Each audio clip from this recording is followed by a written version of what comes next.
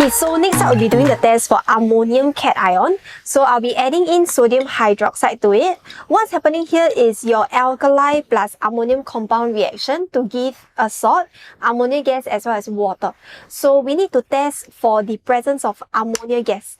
And since ammonia is an alkaline gas, we'll be testing for it using a moist red litmus paper.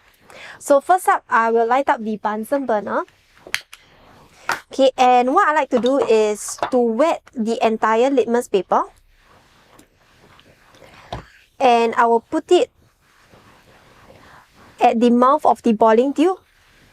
So remember, when you are heating, try not to do localized heating. So just keep swirling the solution back and forth.